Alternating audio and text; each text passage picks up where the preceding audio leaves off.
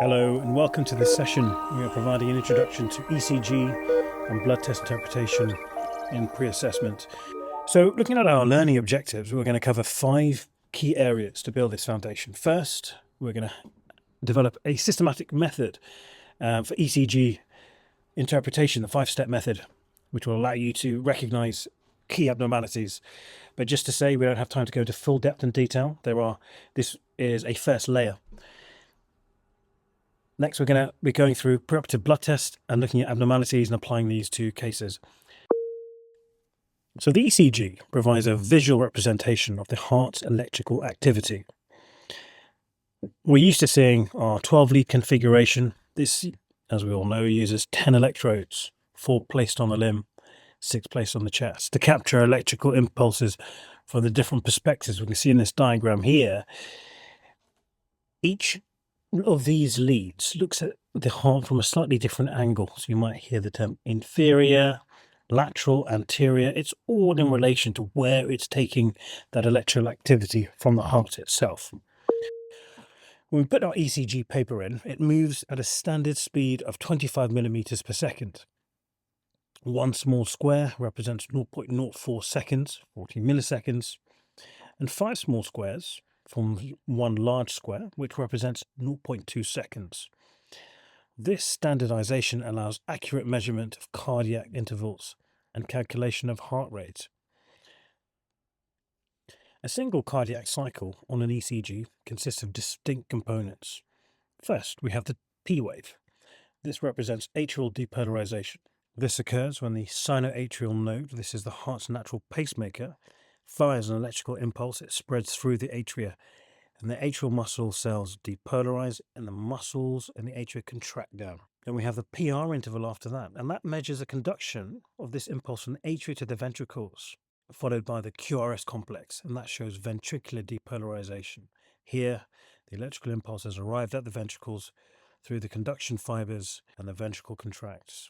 This is followed by the T wave on the ECG, which represents ventricular repolarization, whereby the cardiac muscle is relaxing.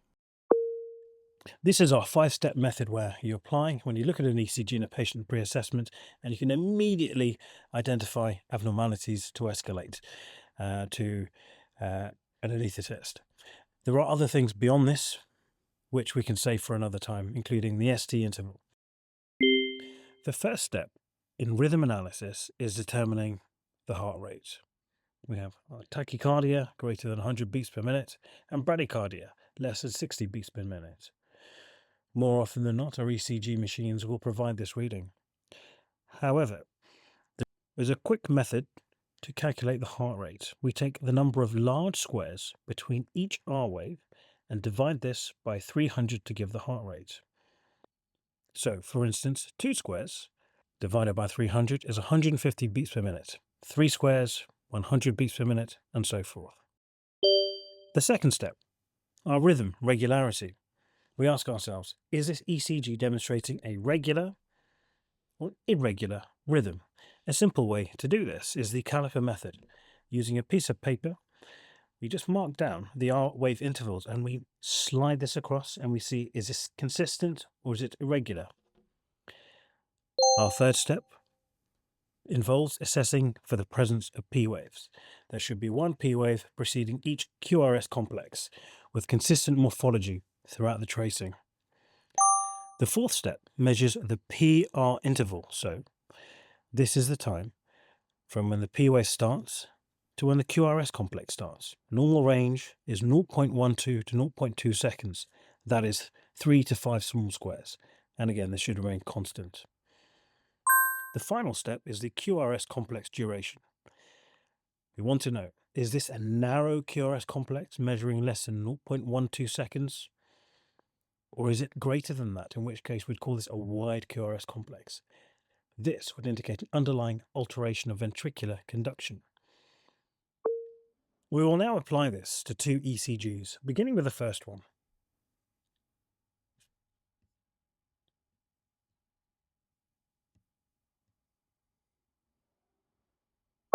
In this ECG tracing, the ventricular rate is approximately 75 beats per minute.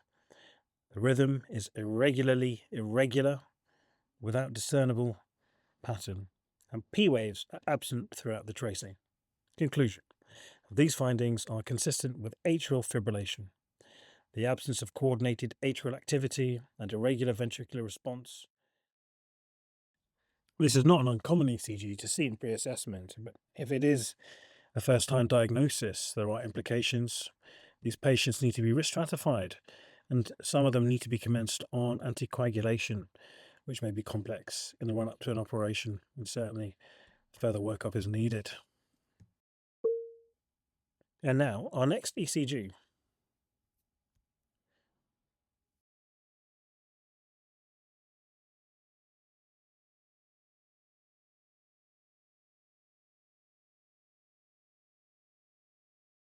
This tracing shows a regular rhythm at 70 to 80 beats per minute. P waves are present with a consistent morphology. However, the QRS complex duration exceeds 0.12 seconds, indicating broad complex conduction. These findings indicate a bundle branch block, specifically, in this case, left bundle branch block. The second part of this tutorial is a discussion of the interpretation of routine preoperative blood tests. We'll look at some clinically significant abnormalities that we may find in pre-assessment. We'll begin with the full blood count. The full blood count is a fundamental test that quantifies the cellular components of blood. In pre-assessment, we focus on three key areas to evaluate a patient's physiological readiness for surgery. Now, according to 2016's NICE guidelines on the use of investigations preoperatively, full blood count is indicated for all patients undergoing major complex surgery and should be considered for any patient ASA 3 and above undergoing intermediate surgery, especially those with cardiovascular or renal comorbidities. So let's delve a little deeper into the red cell indices. So hemoglobin is our oxygen-carrying protein within the red blood cell. The normal range is approximately 130 to 180 grams per litre for men and 115 to 165 for women. A low level, typically below 100 to 110 grams per litre, defines anemia and signifies a reduced oxygen carrying capacity, which is a significant risk factor for surgery. The mean corpuscular volume, or the MCV, is the average size of the red blood cell and is key to classifying anemia. An MCV below 80 femtoliters is called microcytic anemia. The most common cause is iron deficiency. This can be due to chronic blood loss or menorrhagia or poor absorption. Another cause we may see is thalassemia. This is a genetic disorder affecting hemoglobin production. So, an MCV within the normal range of 80 to 100 femtoliters indicates what is known as a normocytic anemia. This can be caused by anemia of chronic disease, seen in conditions like rheumatoid arthritis or chronic kidney disease. We may even encounter a normocytic anemia with a patient with acute blood loss. Now, an MCV above 100 femtoliters is known as macrocytic anemia. We see this with deficiencies in B12 or folate. These are essential for DNA synthesis and red blood cell production. Other causes include hypothyroidism and medications. Moving on now, white blood cell count. This measures the body's leukocytes, which are primary cells of the immune system, normal range 3.6 to 11. A high white cell count is known as a leukocytosis, indicating the body is fighting an infection or there's active inflammation. A low white cell count is known as a leukopenia. The platelet count measures the number of thrombocytes, which are essential for clot formation. The normal range is 150 to 450. A low count is termed thrombocytopenia, which indicates a bleeding risk. High platelet count is termed a thrombocytosis. This is often reactive in response to inflammation or infection. Urea and electrolytes are used to assess sodium, potassium, and renal function. NICE guidelines recommends using these for all patients undergoing major or complex surgery, or ASA 2 and above patients having intermediate surgery.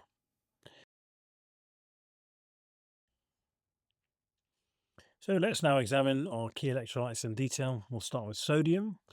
Sodium plays a crucial role in maintaining our fluid balance. So when we have sodium that's low, that's less than 135 millimoles per liter, we call that hyponatremia. Now, a common cause for this is something called SIADH. We often see this in patients admitted in hospital. That stands for the symptom of inappropriate ADH secretion, where we have too much ADH secreted. Other causes where we have lots of fluid, where fluid overload and heart failure can cause it, where that sodium is diluted, and the same with liver cirrhosis. And also, it can be as a result of diuretics, where we lose it in our urine, such as thiazides. That can cause it as well. Now, when we have high levels of sodium, that's above 146 millimoles per liter, we call that hypernatremia. A common cause for this is dehydration. There are conditions which can result in this, such as diabetes insipidus, and also iatrogenic causes, for instance, giving too much sodium administration.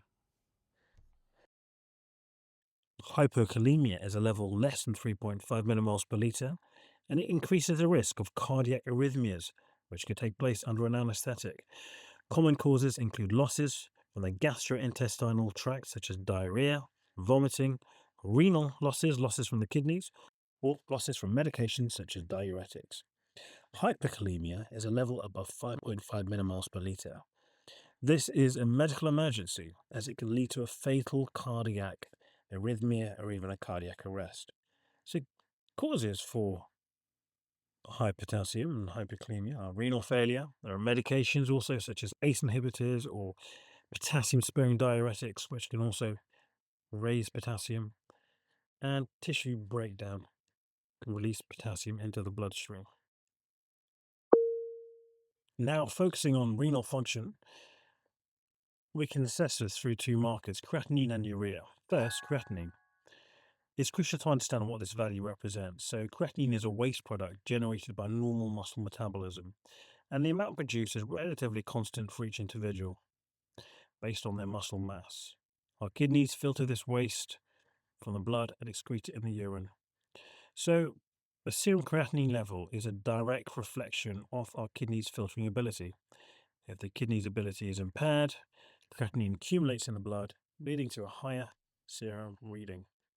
We also may see the eGFR. This is actually a calculated value derived from the serum creatinine, but it also takes into account the patient's age, their sex. It estimates the actual rate at which kidneys are filtering blood. And a normal eGFR is above 90 mils per minute. Urea. Urea is another waste product, but this time it comes from the breakdown of proteins in the liver. While it's also cleared by kidneys, its level is less specific than creatinine. Urea can also be elevated by other factors such as dehydration or a high protein diet, or even bleeding in the gastrointestinal tract. So the key difference, urea is more easily influenced by non-renal factors, and creatinine is more specific, reliable marker of kidney function. So in pre-assessment, when you see an elevated creatinine and a low eGFR, this is indicating impaired renal function. When we see this, we have to look at the trends. Our next crucial step is to determine, is this something new, what we call an acute kidney injury, a sudden worsening of function that could be reversible? Or is this long-term? Is this chronic kidney disease, a long-standing progressive condition? And this distinction is vital. So, an acute kidney injury is potentially a reason to postpone non-urgent surgery while that is optimized. And with chronic kidney disease, it requires careful planning, dosing management of the drugs, fluid management, and just checking, because we can also, as we saw earlier, have a high potassium, and ensuring that that has been looked at. Let's move on now to the clotting screen. It's important to understand that this is not a routine test for every patient, but there are very important targeted reasons why patients will need this. For instance, those with a history of bleeding disorder or family history of bleeding disorder, those with liver disease, as our livers produce clotting factors, those on certain anticoagulants, to ensure their levels are checked. The standard clotting screen primarily consists of two tests, and these measure the two main pathways that lead up to a stable blood clot forming. The first is the prothrombin time, or PT. This test assesses one of these pathways, known as the extrinsic pathway of this clotting pathway. The result is standardized and reported as the international normalized ratio. We know this is INR. So normal INR is between 0.9 and 1.2. An elevated INR means it's taking longer for the blood to clot via this pathway. In a patient not on blood thinners, an INR above 1.4 indicates a clinically significant bleeding risk. So, common causes would include warfarin therapy, liver disease, vitamin K deficiency as well. Vitamin K is essential for the synthesis of lots of clotting factors. Now, the second test that we'll see is the activated partial thromboplastin time, or APTT. This assesses the intrinsic pathway. A normal APTT is typically between 26 and 35 seconds. Now, when it's prolonged, it could indicate a longer clotting time and increased bleeding risk. Again, there are key causes that we may see. Therapeutic heparin works by prolonging this. There are specific clotting factor deficiencies, and also the presence of specific antibodies, such as lupus anticoagulant. If both our PT and APTT are prolonged, it suggests a more generalized problem with our coagulation, such as severe liver failure or disseminated intravascular coagulation, or a major deficiency of clotting factors. Now, in pre-assessment, increasingly we're seeing patients who are on DOACs, direct oral anticoagulants, apixaban, rivaroxaban. These can cause serious bleeding, but often do not produce predictable or reliable changes in our clotting tests. So a patient on a DOAC could have a perfectly normal INR or APTT. So therefore, a meticulous drug history is paramount and cannot be replaced by a normal clotting screen. So always assume a patient on a DOAC has an increased bleeding risk. And this is important in order to tell the patient the appropriate duration of time to stop the DOAC prior to surgery. Put theory into practice with our first case. So meet Mrs. E, a 72-year-old lady who is scheduled for elective laparoscopic hemicolectomy for colorectal cancer. She comes to pre-assessment feeling tired and short of breath. Now let's take a look at her blood results. Her hemoglobin is critically low at 82. Her MCV is also low at 72. And her ferritin is a mere 8. Her white cell count is normal, but her platelets are elevated at 550. So what story are these results telling us? This isn't just a list of numbers, it's a clear clinical picture. So the low hemoglobin and low MCV are pointing to a microcytic anemia. The low ferritin confirms this is secondary to an iron deficiency. And the elevated platelets are a classic reactive response secondary to the underlying tumour. This is a significant finding in the context of a known colorectal cancer, most likely due to chronic occult blood loss from the tumour. So this is not a borderline result, this is a patient with significantly reduced physiological reserve, heading for a major operation. So what do we need to do? We need to escalate this. The patient is not optimized for surgery. The surgical anaesthetic teams obviously need to bear this in mind. And obviously within the short time frame, ideally an iron infusion would help optimize this. And she may well need a blood transfusion perioperatively, if that's not the case. So identifying this early is a critical step. Now the next case.